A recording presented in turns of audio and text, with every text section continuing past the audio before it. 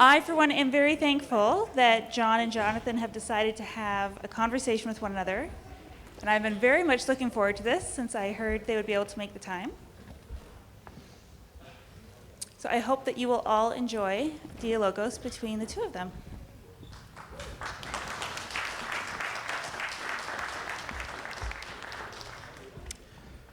So I wanted to start by responding, maybe even resonating is the better verb, to that masterful presentation of iconography.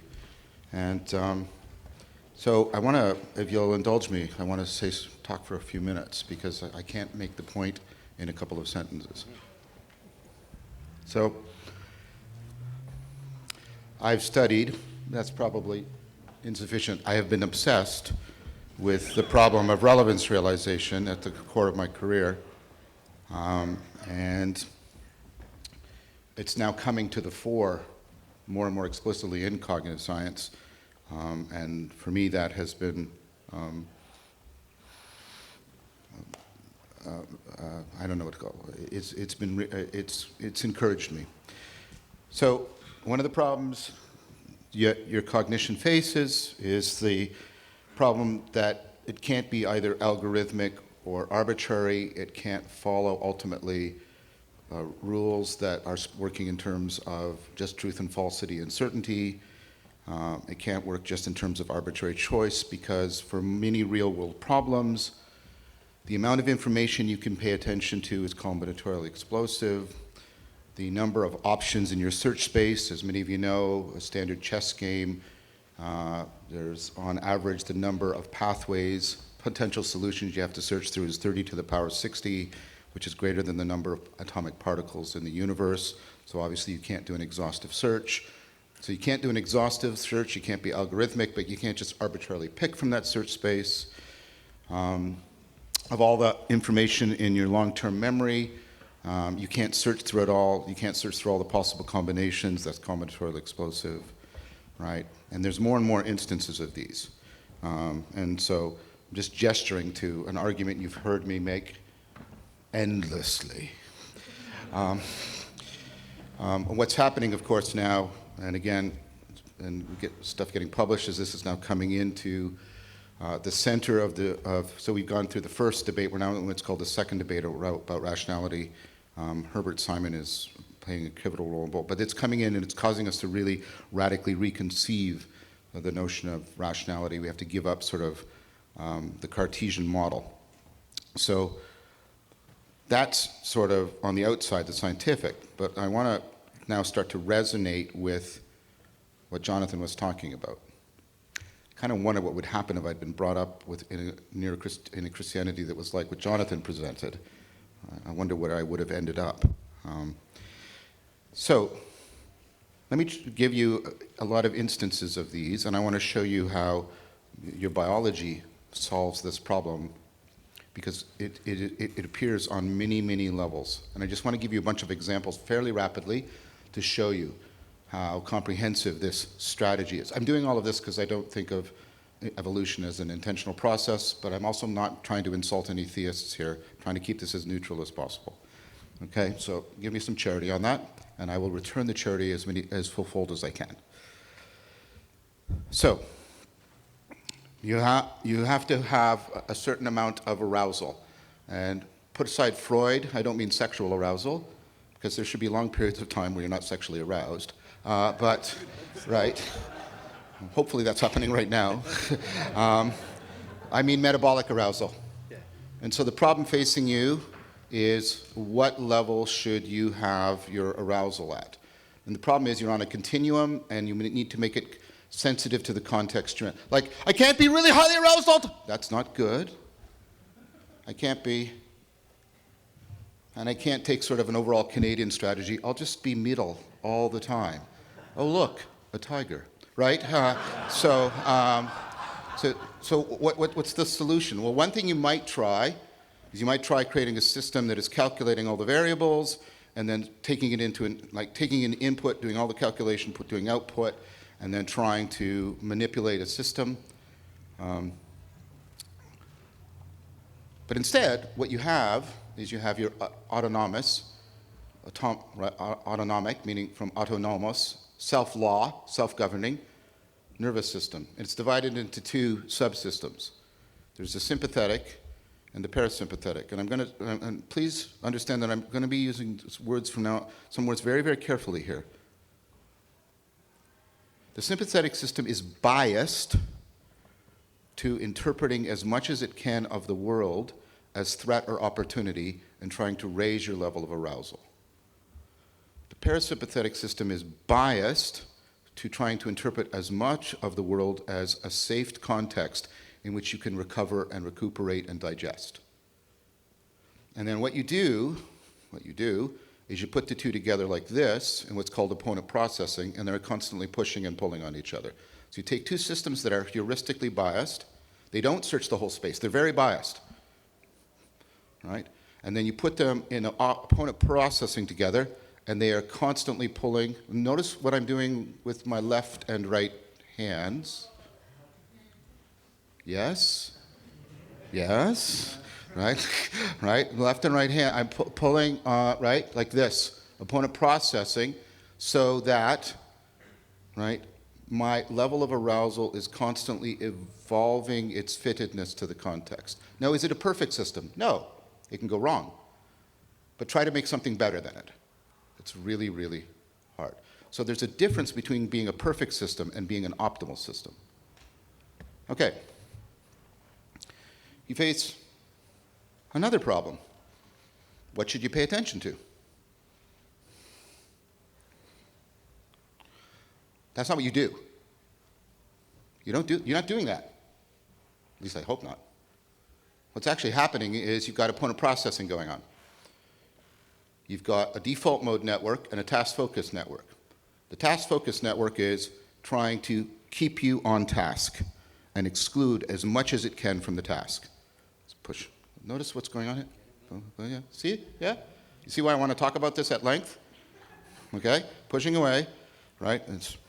And then the default mode network is making you prone to mind wandering. So suppose this was not a riveting, interesting talk. Suppose it was really boring. Suppose I was talking about, well, you know, for quite some time I have been collecting porcelain cows. And the porcelain, right? And then what will happen is you will drift away. You will drift away. And when you're in meditation, you can feel these two all the time. And you're actually playing with them. Now, if you just drifted away, it'd be very problematic to you. If you just so why can't I just stay task focused? The problem when you stay task focused is you may not be noticing what you need to notice. There's not enough variation. So the mind wandering takes you away. It introduces new things you might think about, and then you kill off most of them, bring them back, and then it just keeps doing that. And that's how you evolve your attention. There's no boss. It's constantly doing that. You face another problem. There's two sets of problems, two kinds of problems in the world. There are problems that are very familiar to you, very well defined, like 24 times 3. You know what kind of problem it is. It's a multiplication problem, so you know what operations you can perform. You know what the goal state looks like. When you're done doing multiplication, you should have a number.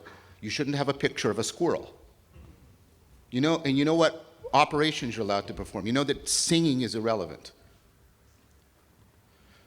But there are ill-defined problems. These are problems in which your initial state, your goal state, and your operations are unclear to you. I mentioned that in my talk. Giving a good talk is an ill-defined problem. Participating in a conversation is an ill-defined problem. So what should you do? And what you should do is maybe divide the brain into two systems. One that works to direct attention for well-defined problems. So it looks for detail, step by step. Because if he and I are both doing a multiplication problem, the one that does it more step by step with individual care is going to do better. So you've got a part of the brain that's going to be dedicated step by step, individual, right? Look for certainty, pursue clarity. That's really good for well-defined problems. We're doing multiplication. Now an eagle swoops in towards our head. I don't want to be doing that. Well, is it an eagle? What kind of eagle is it? Right? Now so now, right, when you have problems that require a gestalt, that you deal with all of the problem sort of all at once, processing everything in parallel, and that part is designed to deal with ambiguity and urgency, and that's the right hemisphere. This is Ian McGilchrist, that some of you know. I have a talk with him coming out soon. And what's the relationship between the left and the right hemisphere? Opponent processing through the corpus callosum. They're constantly pulling and pushing on each other. Okay. You have another problem. How do I take all of that attention and how it comes out in consciousness? Should I be doing all of my processing in consciousness? Imagine that. Imagine that. I need to get up. Right. Consciously attend to all the muscles in my right leg. Consciously contract them. You see what I mean? You'll choke. This is the proceduralization, the automatization versus consciousness. And so right? But you don't want everything to be unconscious. So what do you have? You have opponent processing between long-term memory that's largely unconscious and working memory that's a higher order relevance, and they're constantly trading back and forth. So your memory, because of that trade-off, because of that opponent processing, is not very accurate. 49% of confident eyewitness testimony is false. That's why we should never convict people just on eyewitness testimony. There's a woman watching a TV show. Man broke in and assaulted her. She went to the police shortly thereafter and confidently identified the man.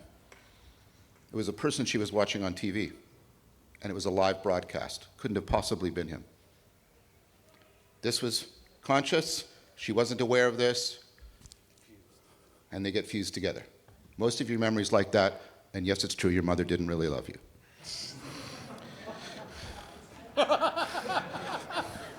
Okay, I can do more and more and more and more and more about this. Artificial intelligence, key breakthrough, 1996, Jeff Hinton. It's at the core of all of the renaissance that's happening right now. You're trying to get a neural network to learn. What do? You get it to compress the data. What's that? You try to find what's invariant, the same in all of the data. See what my hands are doing? And then on the basis of that, you internally generate variations. He says the network is fantasizing. And then that interacts with the world, and then you recompress and do this again. The variation, compression. Piaget, how does a kid learn? A kid is constantly trading between two things. Assimilation, in which it's trying to make everything fit into its cognition, and accommodation, in which it's introducing variation in order to fit that cognition to the world. Do you see what's happening here again and again and again and again? Machine learning, developmental psychology, aspects of your biology. This is the primary way, I'm arguing, in which your cognition is making the most fundamental sense of the world by this process. You see how it resonates with everything you're saying? My big question for you is that one of the things that I'm suggesting in the talk and that I'm proposing just in general in terms of the symbolic structure is that aspect, let's say the right hand and the left hand, or the concentric and eccentric, yes, that is not, it actually exists at all levels of things that I recognize as having being my attention, but then also if I participate in anything that is transpersonal, sure, it will be true as well. That is that the basketball team has the same shape, as this attention process that I have internally. Okay, so let me speak to that, Yeah. please. So, again, right, and how does evolution, biological evolution, work? Variation, selection, selection within a self-organizing cycle. It's the same thing, right? And so, and that's part of what's called the deep continuity hypothesis. Notice, by the way, that all of Jonathan's images were embodied, left and right-handedness.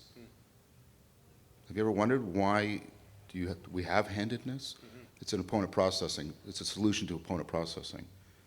Other primates don't, we do. At least that's one good theory of it.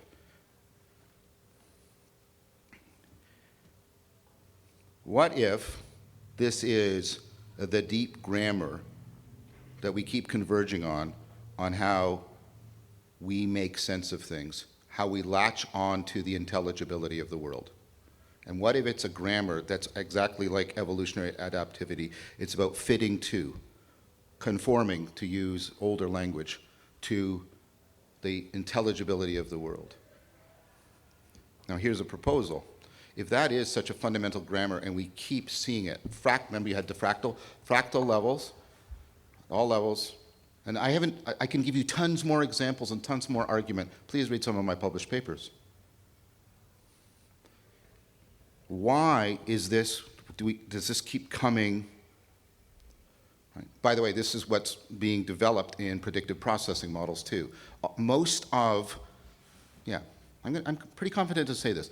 Most of the advances that are going on in AGI right now are just taking this idea and getting it better implemented. So the point I'm going to make, and then I'll be quiet. Yeah, that's what. If this is the fundament of intellect, and I don't mean in our modern sense of an intellect, like the snooty person who's read too much Sartre. I mean in the ancient sense, that ability for us to grok onto patterns in the world. Sorry, many of you wouldn't know that reference. That's a Robert Heinlein. Strange. But to adaptively fit to the world. And if we reject the Cartesian proposal that's imposed on an otherwise indeterminate world, but instead adopt a realist position, then you have to conclude that there must be something fundamentally corresponding to that grammar in the grammar of things. There has to be a grammar-to-grammar conformity, or else we are actually severed in terms of the fundamental grammar of the intelligibility of the world and our intelligence, and then we are trapped in a kind of profound skepticism and solipsism. So if you reject skepticism and solipsism, then I think you're led to this, and that's how I would say the inner grammar and the outer grammar are deeply interpenetrating and reflective of each other. That's how I wanted to address your second point. Does that make sense? No, I mean, of course I totally agree. That's for sure. It's freaky that it's in those pictures. Well, yeah. I'm happy that. So now, if we come down to specific things. So if you think of breathing, that seems to be what's going on, at least phenomenologically. I think that's probably why breathing has always been such an important aspect of spiritual practice, because it is a stabilization and, let's say, conscious participation in the gathering and letting go. It's an active symbol. Yeah. And if you look at, for example, in the Orthodox tradition, we have a main prayer for mystical practice, which is we call the Jesus prayer. And so the Jesus prayer. Lord Jesus Christ, Son of God, have mercy on me, a sinner. So it's usually we say, Lord Jesus Christ, Son of God, inspire, breathe in, have mercy on me, a sinner, expire.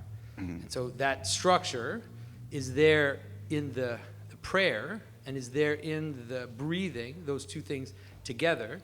And so it becomes like the simplest way, you could say, of participating in this pattern, the basic pattern. But then That's why, like, especially the Orthodox Church, you could say something like, the entire liturgy is contained in that prayer. But then it gets expanded socially and I'd say in terms of all our other gestures into everything else that we do, and all the processions and all this entering and exiting of the priest from the holy place, and all of these movements are all these, let's say, complex representation, complex participations in the basic invocation. So if you don't like the fact of the prayer, think of the prayer, at least the concept of the prayer, right, which is this idea of the two aspects of prayer, right, this call up and invoking, and then this, let's say, letting go or realizing that I'm not that, right? It's like bringing in and letting go. It's as the basic movement of prayer, and then that moves all the way into all the other aspects of the liturgy, and then in the art and all that. So it's like this fractal practice that is completely coherent together from the deepest mystical prayer into the final, the highest, let's say, the most complex aspect of a monastic life, which has these daily, hourly prayers that are super complicated, but that they all know that this is just an explicitation of this one basic pattern. So I want to say two things to that. First, there's something very similar in a prajna practice.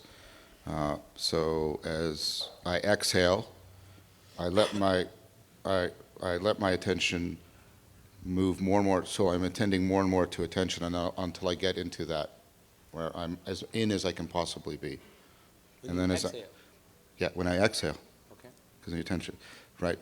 And then as I inhale, because you're following the movement of the stomach. Okay, all right. Okay. You see the stomach's coming in when you exhale, so you're following that, right? And then when you inhale, you go out to the farthest you could go in a contemplative practice. And then you are moving between them like this with the breath. You're scaling up and scaling down of attention. And then what happens is it goes from being sequential to stereoscopic. And that is supposed to give you a state of mind, prajna, in which you see the whole in each part and the part, right, as it fits into the whole, but you don't see them sequentially like that. It's like what you do in reading, where you're reading the letters to read the word, and you're reading the word to read the letters. And so you get the prajnic awareness of the world. So there's a similarity there, again, with the movement of attention. It's interesting, though, because It's the opposite. because you're following the course of the breath, Yeah. and in the prajna you're following the abdomen's movement. Very interesting. Yeah. Yeah, isn't that? But the intent is exactly the same. It's to get the two movements coordinated until you get a stereoscopic integration of the two. So you get the fractal emergence. Like you see all the parts in the whole. The scientia intuitiva, the whole and all the parts, and how each part contains the whole. Yeah. To see the world in a grain of sand, right? No, that's. I mean, I think it is definitely similar, at least to the way it's expressed in the Philokalia or in the mystical fathers. For them, let's say it's very personal too. But there is a sense that this is an existential practice, which is why it's framed as mercy and sinfulness, right? So, so you inspire. And you bring the Spirit in, right? So now it really is this whole image of the Spirit, right? You inspire, you bring the Spirit in, and then you recognize your incapacity, because obviously you can't hold your breath forever. And then in the expiration, you realize the breaking, like how fragmented you are. But then the mystical, in the Philokalia, they say that at some point, I mean, don't try this at home, folks, but that at some point the monks will it will be in tune with their heart, and that the heartbeat will become the rhythm. Same thing, and so when you get an extended, like deep prajna practice, your breathing can diminish to almost nothing, and you can feel heartbeat and other things like that happening. Yeah, very much. So the thing that comes out for me then is this idea that's right of opponent processing, which is the left and the right hand that you were doing. And there's also the up and the down, right? And then I was thinking about, again, the whole manner of the conference, because we were trying to opponent processing. sounds sort of nasty, but it's actually like what all these things I've been describing in your biology. Imagine if the parasympathetic and the sympathetic system were in adversarial processing, where the sympathetic system was trying to defeat and destroy and demolish the parasympathetic system, or vice versa. Then you're dead.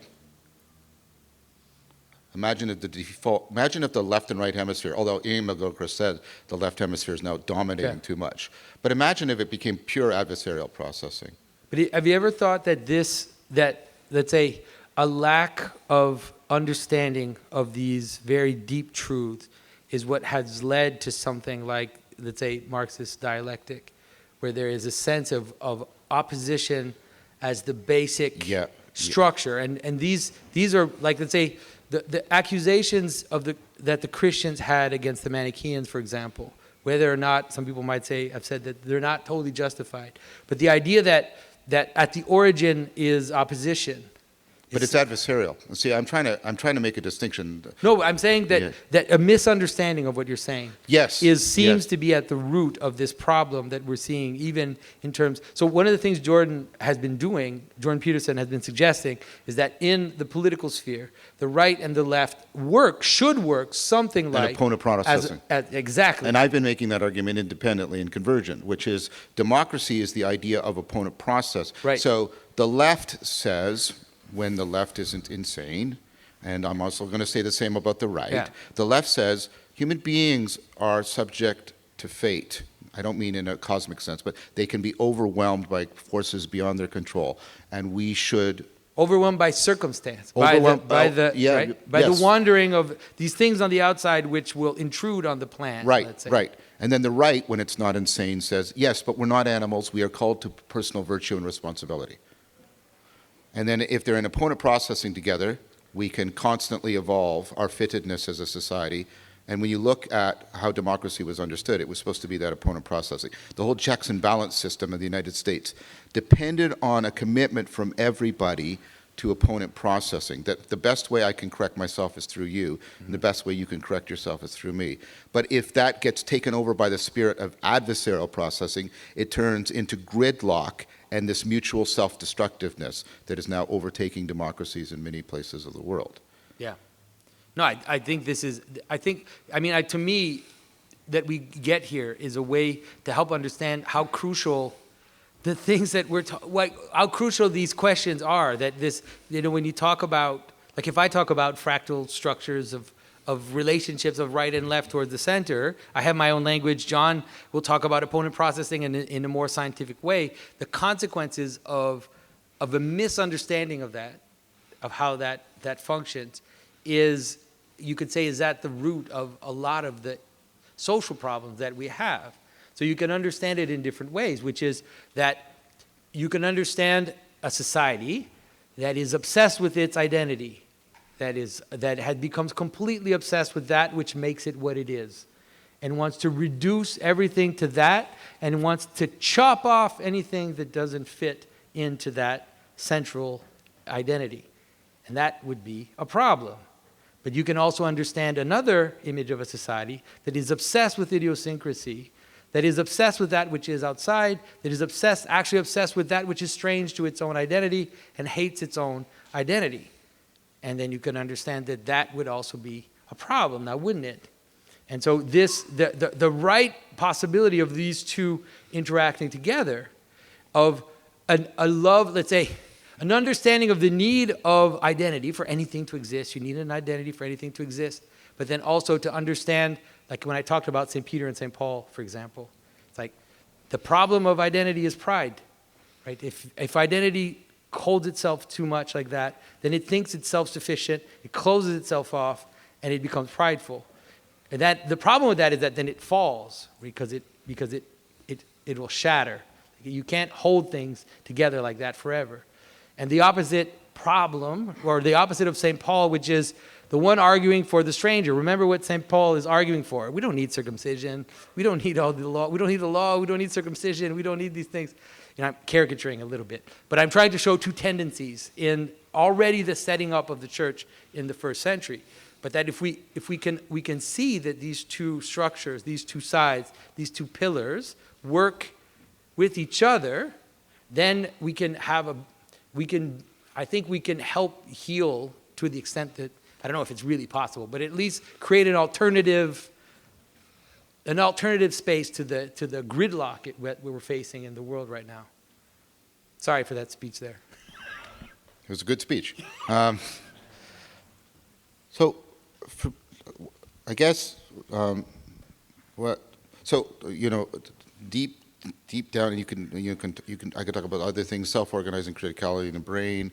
I can talk about small world network. The brain is constantly trying to trade between being as efficient as possible and doing all of that, and then being as sort of as evolvable as possible. This is also called the stability plasticity problem, and you can see the brain. And so we now have this idea emerging of metastability, that is the two constantly interweaving, right? And again, I made my career out of seeing all these convergences and then getting people to talk to each other about it.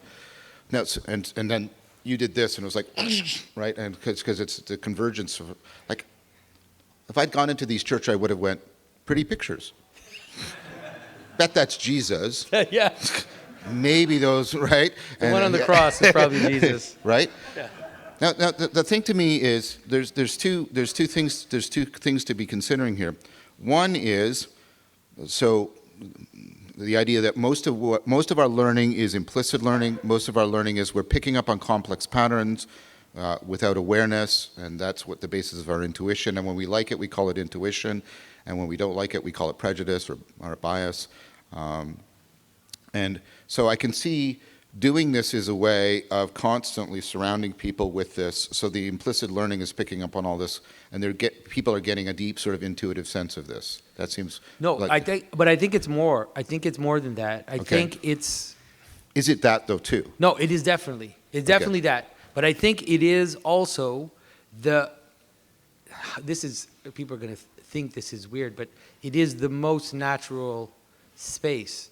That is, it is the space in which we are, say the church in this context, would be the space in which we are the most human, because it has condensed this process, which we experience all the time. Every time we grab a cup, we have these implicit engagement with these processes, whether it's like how our nation functions or whatever. But there's a manner in which that is religion. Yeah, right? yeah. There's a manner in which that gets smashed, like just grabbed and brought together, and then just like just like a story. Right, so like a story is a bunch of stuff, like, the story of your love relationship lasts, 10 years, and there's all these downtimes in them, and there's all this like more stuff than that, please. or whatever, like whatever how long it's lasted, but it's like there's this down stuff that has nothing to do with the love relationship, that while you're also going through this love relationship, you're also working and then cleaning your room and doing all this stuff. And then what we do is we take the salient points, we grab them, we put them together, we compress them, and then we're like, here. So it's like, right, and all of a sudden I'm in the pattern that I recognize to be true, and I'm experiencing as the most real, because it compresses the real into a thing. So that's in terms of story. But now in terms of, think about it in terms of something like, think about the Christian church as this. What it's representing is this image of reality. It's compressing it together. It's linking it to the relationship we have with each other. And then it's making us engage in behavior that is bringing all this together as well. So you're standing in this space, you've got this structure, you've got these people that, like in Dante, are manifesting the goods and the virtues to you, and then you are standing, you're acting together, you're singing, you're processing, you're noticing hierarchy, you're participating in hierarchy, you're doing all these things, and so it actually it becomes like the root in terms of experience of all those other subtle, less explicit versions of it. Well, so two things to that. First, I could say that about pretty much. I think that that's true for all religious rituals. Yes. But I think, of course, in terms of the Christian church, I can explain it to you more clearly because I understand the symbols. But right. We'll come back to that point you just made about ritual. But I just wanted to draw one connection to what's happened here. Because this was also an ecclesia, it was a kind of gathering, and it's a gathering in good faith. And one of the ways of understanding Dialogos is to try to replace adversarial debate with opponent processing between people. So it doesn't mean that the two sides of this autonomic nervous system don't homogenize. The differences have to be maintained, but they actually thereby afford each other the most mutual self-correction, and then together, not him, not me, but together, we're better at getting towards the truth, fitting reality. That's Dialogos, as opposed to debate. And when it gets into the flow state, when he's having insights that are priming my insight, that's Dialogos. So there's co-emergence. And the brilliance of the designers of this conference is they gave opportunity to present positions, and then they put them into that kind of opponent processing and Dialogos. That's what was happening here. You were participating in it. You were witnessing it, and you also got to participate in it.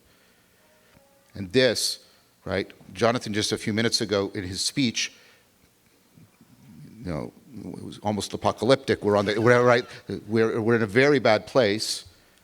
And I want you to see that you are participating in not some airy-fairy utopia.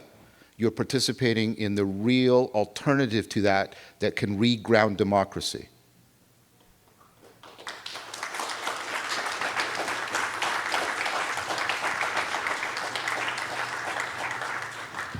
And it's really cool that it comes with these beautiful, beautiful pictures. I mean, it's, and for those of you who know me, beauty is not a sentimental thing for me. It's a profoundly Platonic thing. So I just wanted to say that because I thought that connected what you and I are doing to what is happening here. So the point that I wanted to make, or to help people maybe see or understand that the way that I described it in terms of this concentration, Yes. you can.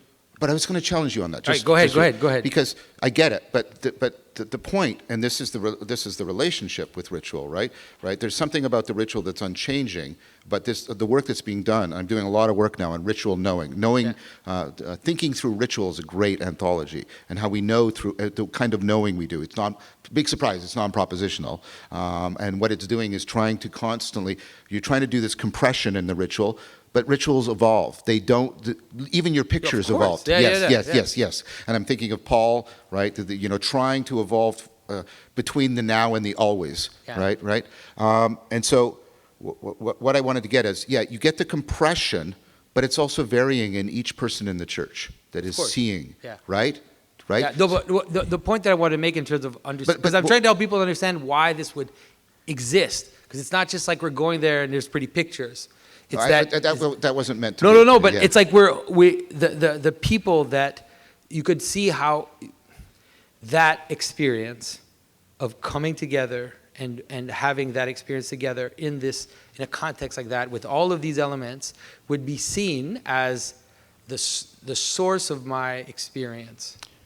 You see what I'm saying? It's like it's the culmination and source of and the anchoring of the more mundane aspects of my life. Okay, can I give you an analogy from the Platonic tradition? Okay. Which I know you're not hostile to it. No, not at all. Yeah, right. So, and this is from D.C. Schindler's book, Plato's Critique of Impure Reason, which is so Plato, many of you are familiar with the parable. It should be called a parable, not an allegory. The parable of the cave, with the people trapped in the cave, and they're only, the shadows and the echoes. By the way, why are they less real? Because they're not multi-aspectual. They're not multi-aspectual. They can't open up with inexhaustible intelligibility. So the shadows and the echoes are less real. Remember, the people come out of the cave and they see the sun, and the sun's supposed to be the metaphor for the good. But the thing about the sun is you don't just see it. If you're in a Cartesian frame, you think the point is to see the sun. The point is to realize that you are made by the sun. Mm-hmm. That's just what, Yeah, the right? sun makes other things visible. But not only does it make other things Yeah. visible, it's made the energy that is literally running Yeah. your body, Yeah. right? All of it. The sun is making you and making visible. And so you are not looking at the sun, you are participating in it. The very processes that are organizing your life are, right, are participating in that. So that's exactly the idea that, no, I'm not looking at it, because you often use that word. Yeah. I'm participating in it. It's not only coming down to me, it's also emerging up through Yeah, me. yeah. And what's interesting is that in the, right, those who know the traditional liturgy or whatever, in the liturgy you see those two movements Yeah. happening at the same time. And so we have these moments where we lift up our hearts, right? We lift them up Yeah. unto the Lord. This idea that we who represent, their images like we who represent the cherubim, we're gathering all these things into us and moving up or offering it up. And that's why the priests, right, offer up the host, these movements that we do where we offer up, and then there's an influence from above which comes down upon it. So the staging of that is there, I think, to represent those two together, where we come together, we offer up, and then it comes back down on us, the two movements that you talk about. Right, and then that notion of participation goes to the argument I was trying to make about our cognition is not just representing the intelligibility of the world, it's participating in the same fundamental principles. Yeah. Okay, so now, if that's the case, I want to make a proposal to you. Yeah. Which is, right, and this is sort of making use of Jennings and Shilbrack and Boyd and a lot of people writing about ritual right now. Ritual is actually going through a renaissance.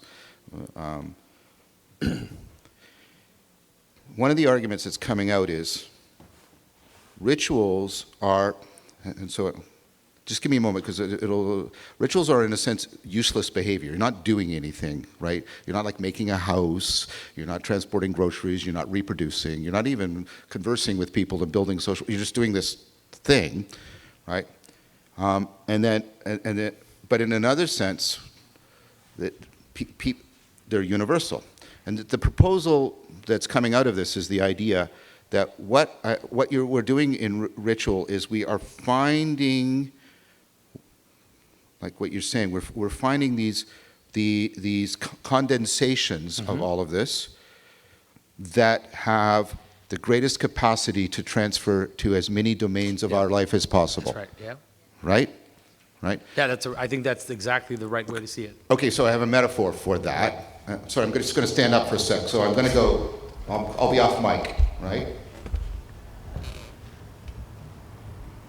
But just general advice. If you're in a bar and people are doing this, the gorilla thing, you're pretty safe. They don't know what the hell they're doing. For a fight, you mean? Yeah, for a fight. Okay. He's going to fight, John's going to fight. If they go like this, they take the root, you're in a lot of trouble. Okay? And I talk about rooting in meditation. But you don't ever fight with this. This is called your stance. And there's different arts have different stances. Obi-Wan does this really weird thing. I don't know what that's for. Okay. Now, why that? You'll see the metaphor in a second. That is a condensation. Here's a bunch of things. Here's a bunch of positions I need to get into that actually do something. They fit me to that or that. What I want is I want to condense them. Each one of those is an optimal grip on that situation, that situation, that situation. Yes? What I want to do is condense them to the perfect nexus point that gives me the easiest place from which I can get to any of the places I need to get to. Does that make sense? Yeah. That's your meta-optimal grip. Do you see that? Yeah. Rituals are condensing to give a meta-optimal grip that gives you the greatest chance of transfer. That's the proposal. Yeah. No, I think that that's exactly the right way to understand it, and it's also, so you can see it, how can I say this? So you can see it represented in the way that people talk about it, say in the Christian liturgy. It would be something like, let's say, the communion meal, right? It's a condensation of what it means to eat together, but it's also a sacrifice at the same time, and it's this relationship between heaven and earth. And so in the imagery, all the imagery of the Eucharist is like a insane condensation. Exactly. Like there's the normal aspect of eating a meal. There's the transgressive aspect of eating flesh and blood. There's the normal aspect of eating bread and wine. There's the fact that it's a table, it's a sacrifice, it's all these things, and it's like, it's just so crazy that you would condense all these categories into this space of like in the middle. But it's like, yeah, but that's it. Yes. Right? That's the source of reality. Like that's how you notice the convergent point of all these things. And that is what, when we look at the story of Christ. So one of the things, I'm not going to do it here, but one of the things that I've done is I'm trying to show you how, if you actually look at the story of Jesus, it's a crazy, it's an insane story. And because even if you know traditional storytelling, it's like you don't have stories where someone is like a warrior and a king and a shepherd and a worker and a monk. And it's like all these categories jammed into this one story. Like this doesn't make sense. This character doesn't make sense, but that's the point. The point is to like grab all these story structures, all these stories of descent and ascent and all these different, these aspects of the gods. It's interesting because like a lot of the people that have tried to criticize Christianity will say, well, Jesus is just a copy on all these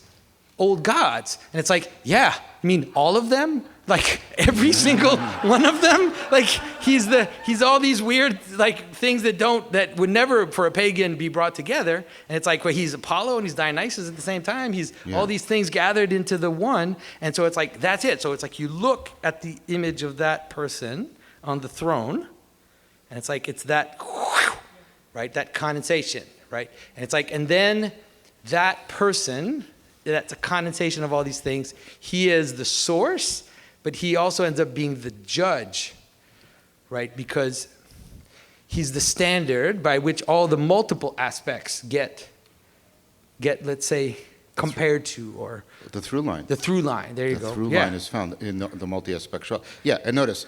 So Freud noted that a long time ago, that religious symbols and dream symbols have a tremendous amount of condensation, but he saw it as an evidence of a primitive form of thought. But if you pay attention to what a massive, powerful neural network is doing in deep learning, it's doing tremendous compression, from which it can then create new variation that then gets recompressed. It's just doing it. So many people are now saying, no, maybe the compression or the condensation is actually, especially in ritual studies, is people are taking a lot of, they're using propositions and pictures, I'm not denying that, but people in rituals are taking a lot of non-propositional complex patterns and then doing this compression, the meta-optimal grip, so that can then vary out back into their lives in ways that is helpful and insightful. Does that land for you? No, that lands. I think that's exactly what it is, and I think that at least for a secular world and a secular audience, I think it's a way for people to at least re-understand why these things exist. Okay. So no. Good. Okay. Okay. So here's and we're introducing ritual, and I consider Tai Chi Chuan a ritual in this deep sense. And of course, there's also, I was static there, but you're also you're evolving one. I'm trying to do Tai Chi while I'm sitting in a chair, right? And but there's also the evolving that I'm talking about, and it gets you to. So you're trying to find the through line. So you have all these different moves you might do, but what's the through line between them, right?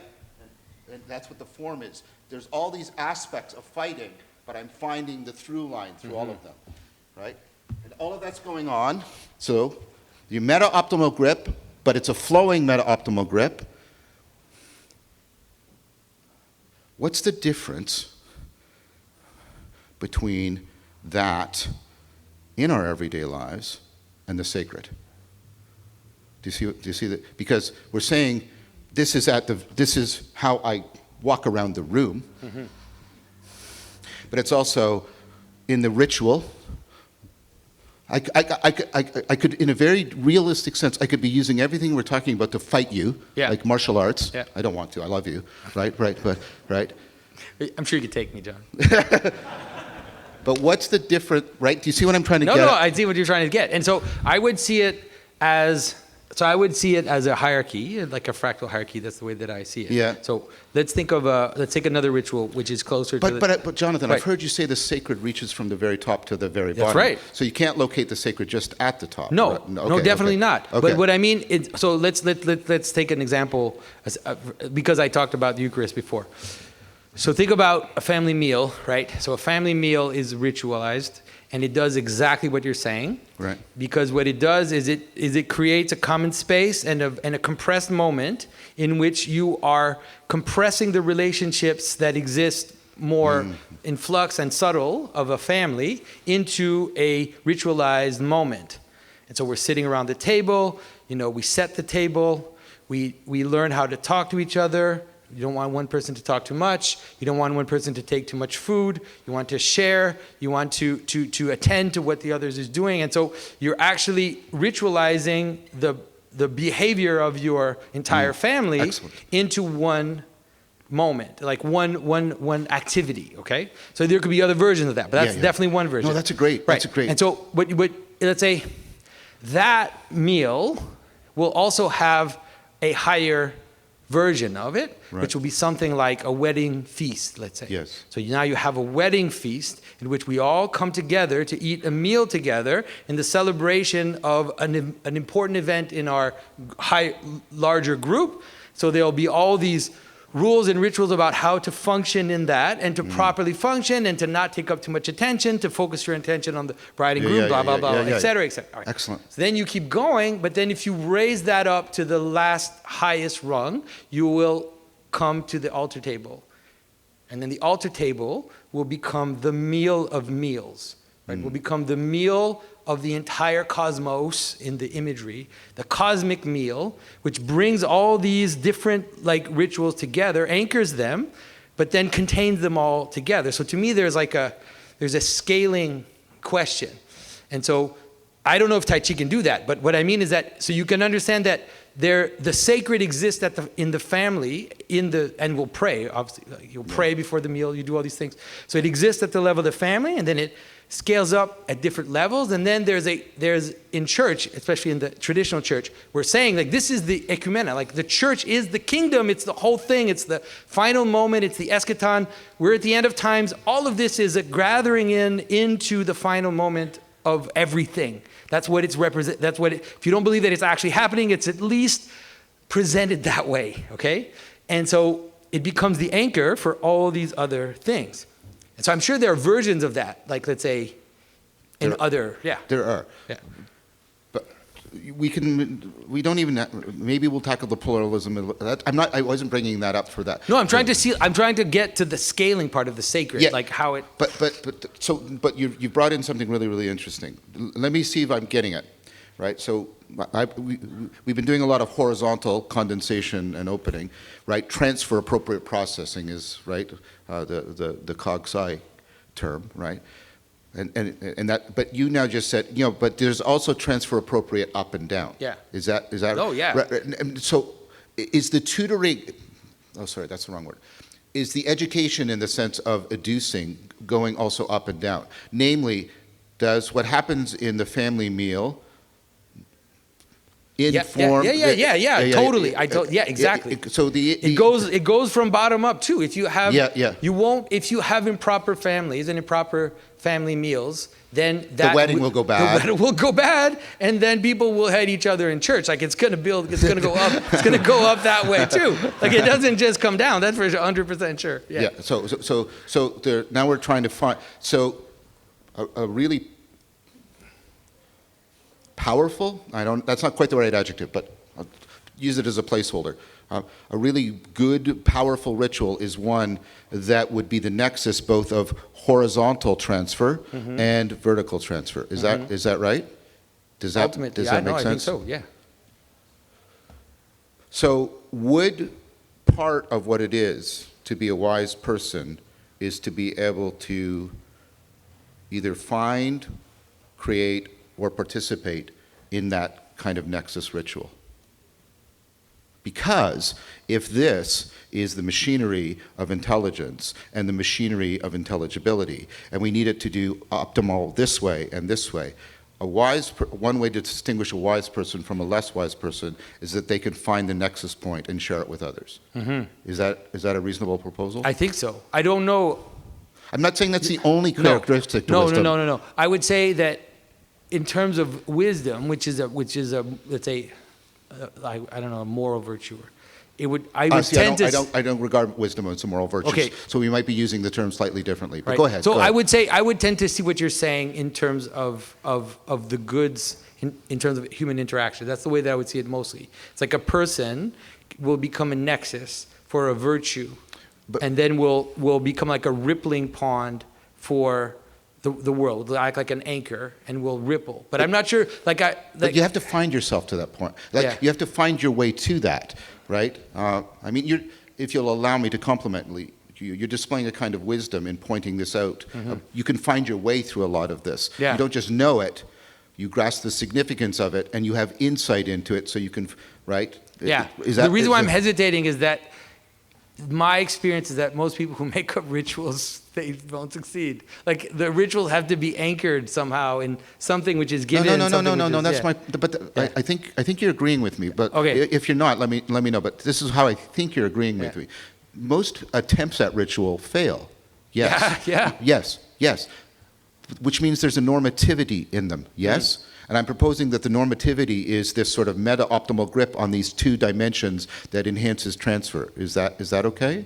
Yeah, no, I agree. Right, and so an individual who is better at getting the meta-optimal grip horizontally and vertically and coordinating them together would be somebody that presumably can help other people get to the place that sort of optimizes everything we've been talking about. Is that okay? Yeah, that's fine. Okay, so you are still agreeing with me? Okay, and so what I'm then saying is what wisdom, to see, to have insight, to zero in on what's most relevant, to find the meta-optimal grip. I think these are all consonant with each other. Mm-hmm. I'm saying the wise person succeeds precisely because they are guided by the normativity that distinguishes a good ritual from a bad ritual, and they have learned to track it well. Mm-hmm. That's what I'm proposing. Okay, yeah. I mean, maybe. I'm not sure what the corollaries of that are. I don't know what that means in practice. What would it look like, let's say? What would it look like? It would look like the person who could move between, who could do this. At the family dinner, help coordinate the condensation and then how it also reparticularizes so the family flows well. Mm. And then when the kid gets married, knows how to educate his kids so that they go into the ceremony, the wedding ceremony, right? And then also can participate perhaps at your altar table in a way that other people find, wow, that was, and they can move between them, and they are conducive to other people being able to participate in depth. Yeah, that's what I'm proposing to you. No, I agree. I think that would definitely be an aspect, let's say, of a wise person. Yeah, I'm not claiming that's the essence of wisdom. Yeah. I said that before. I think there's a lot more to wisdom. But I'm having a realization about a dimension. Let me call it a ritualistic, in the good sense of the word, dimension to wisdom that I hadn't thought of before. Yeah. No, I think that's a good. It might actually be a good place to stop as well, because I'm looking at the time. Everybody's just quiet.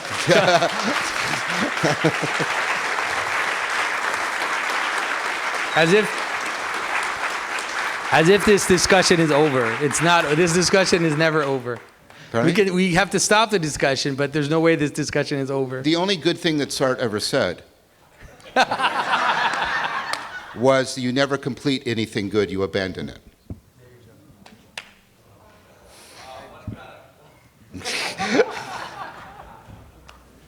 All right, thanks, everybody. Thank you so very much.